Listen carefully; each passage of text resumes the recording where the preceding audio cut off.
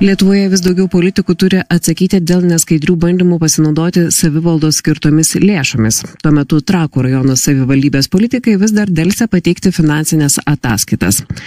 Į tai visuomenės dėmesį bando atkreipti gyventojai. Lentvario bendruomenė neapsikentusi kreipėsi į teismą, kad šis dar iki rinkimų įpareigotų savivaldybės tarybos narius atsiskaityti visuomeniai, kuri leido mokesčių mokėtojų pinigus. Bendruomenės vadovas Rolandas Jokubonis įspėja, kad pateikti čekiukus delsiama būtent dėl rinkimų.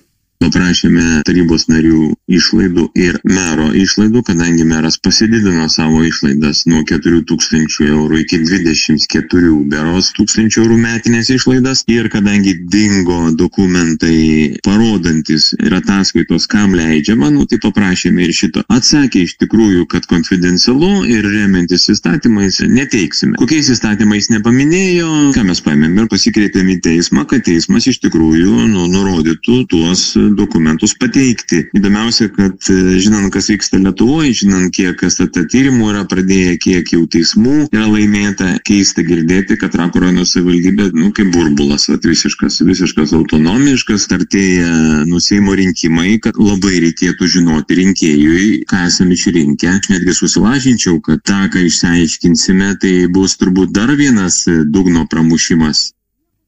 Sako Lentvario bendruomenės vadovas. Čekiukų skandalas sudrebino jau ne vieną savivaldybę, o atgarsiai nusirito ir iki Seimo. Šią savaitę grėsinti tyrimams byloje konservatoriai išbraukė Andrių Vyšniauską iš partijos Seimo rinkimų sąrašo, tačiau leis siekti parlamentaro posto vienmandatėje apygardoje.